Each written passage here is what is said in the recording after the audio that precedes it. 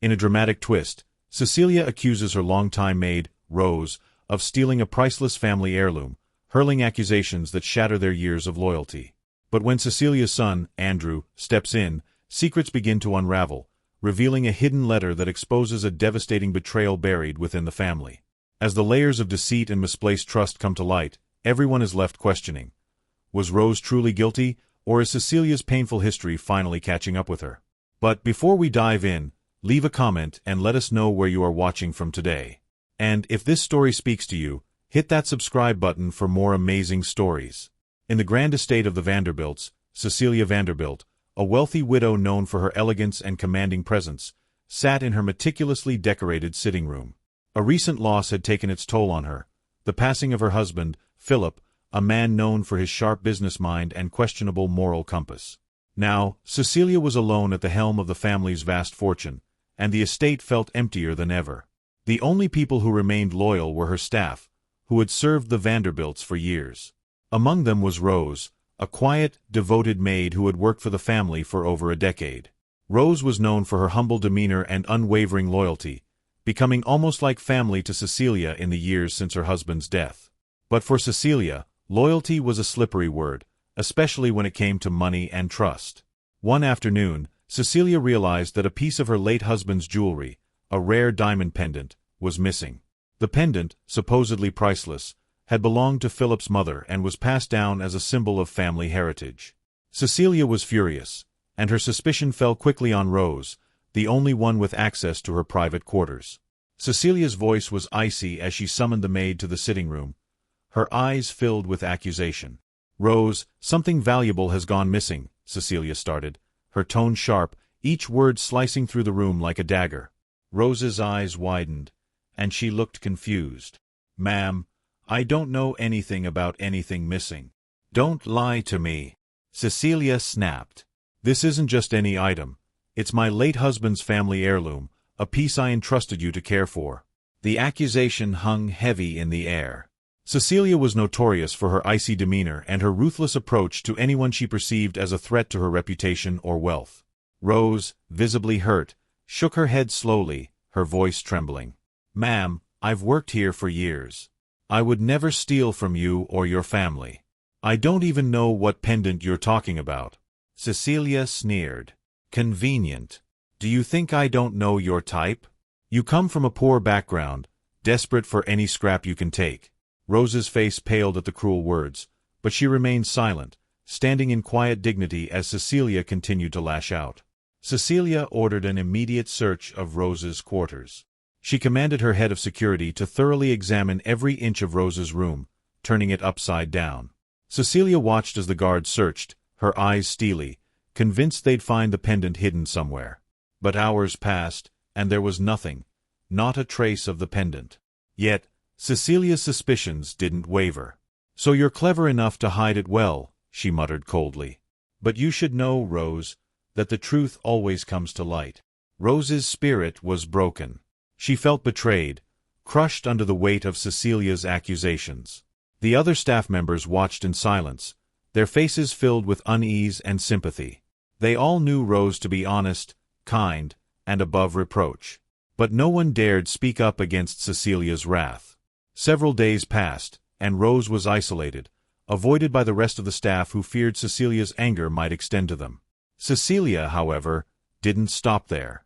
She was obsessed, determined to find the pendant, unwilling to consider the possibility that Rose might be innocent. Then, on a particularly stormy night, Cecilia's son, Andrew, returned home unexpectedly. Andrew was a young man with an artistic soul, the polar opposite of his mother's cold, calculating nature. He was closer to Rose than to Cecilia, often confiding in her during difficult times, and he found the accusations against her disturbing.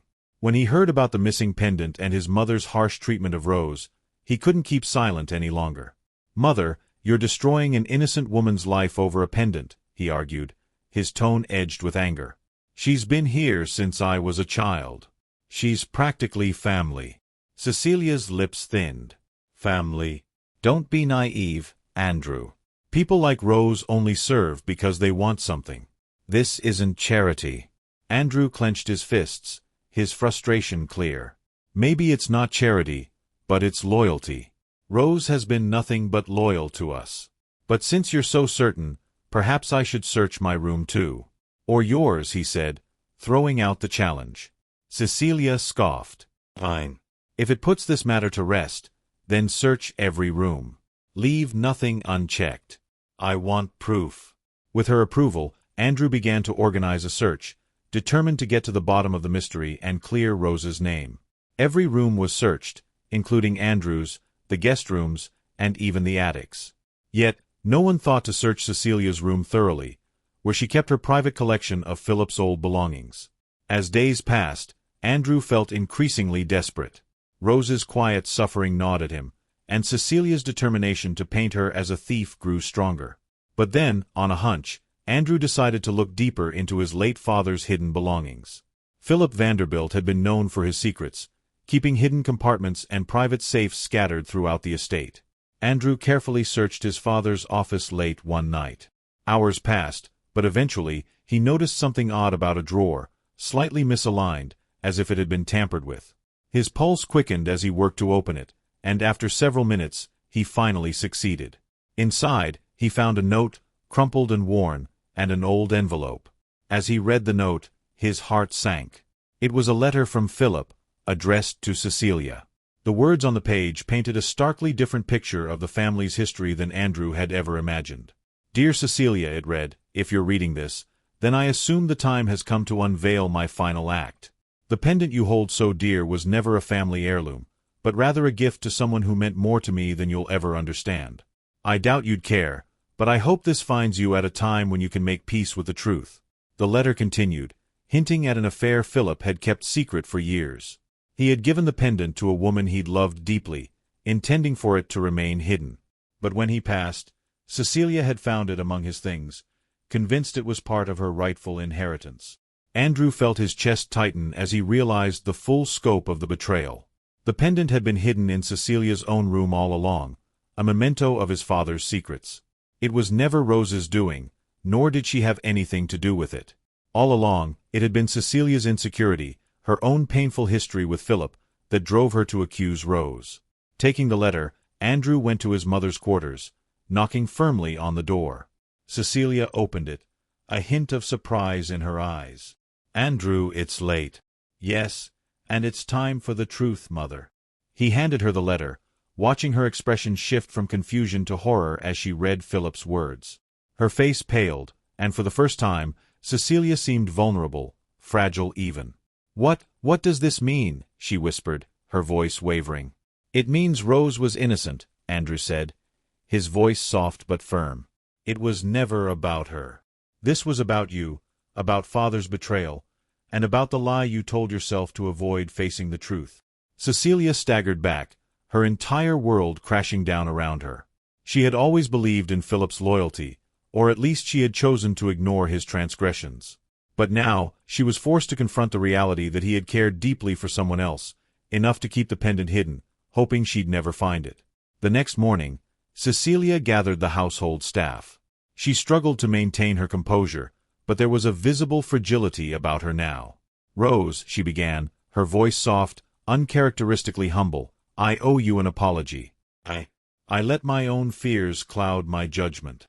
Rose looked at her, hurt still evident in her eyes but softened by the acknowledgement. She nodded quietly, not saying a word, her silence a testament to the betrayal she felt. After the gathering, Andrew approached Rose privately, offering a sincere apology of his own. I'm so sorry for what you went through, Rose. You deserved so much better from us. Rose smiled sadly. Thank you, Andrew. I never held any ill will against you. I only wish things had been different. In the weeks that followed, Cecilia's relationship with her son and her staff was irreparably strained. She had lost not only her trust in her late husband, but also the respect of those closest to her. Meanwhile, Rose, with Andrew's encouragement, left the estate to start anew, finally free from the family's turmoil. As for Cecilia, she was left alone in her lavish estate, surrounded by reminders of the betrayal, now all too aware that her accusations had cost her the one remaining semblance of family and loyalty she once had. The truth of Philip's secrets and her own actions echoed through the empty halls, a constant reminder of the cost of mistrust and pride.